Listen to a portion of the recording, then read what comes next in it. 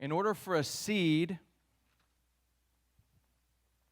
to work, it's got to go into the soil. And Jesus said this way, "Truly, truly, I say to you, unless a grain of wheat," that's the seed, "falls into the earth and dies, it remains alone."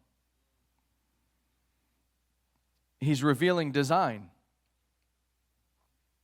Unless the grain falls into the earth, the soil, and it dies, it stays just a seed. But if it dies, it bears much fruit. That's a big if. It's a big if.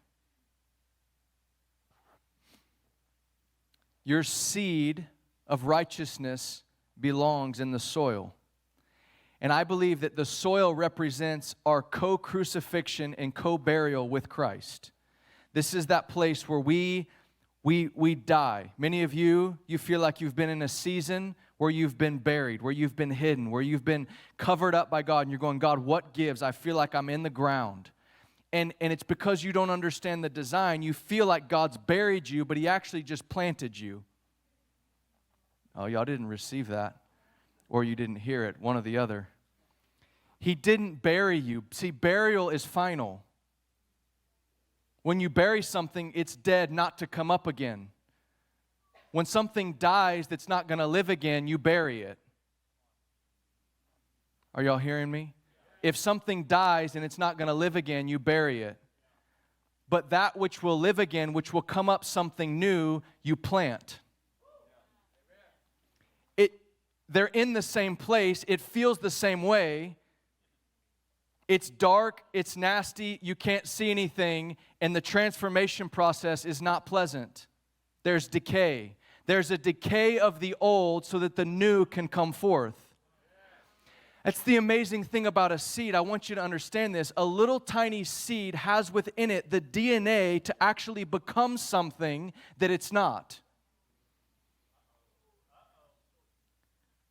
But the only way the transformation happens is if it goes into the ground and dies, some life will come up and it'll be something new that you've never seen before. You said, "Hey, how could that come out of that?" Can you imagine not knowing God's design and taking a seed, something that you could actually eat, and putting it into the ground? If you didn't know the design, you'd go, "Man, that's wasteful." So you just don't understand. See, I'm going to put it in, and with some time in the right environment, this thing's actually going to produce a multiplied fruit and harvest that's going to feed so many more people instead of me just eating the seed.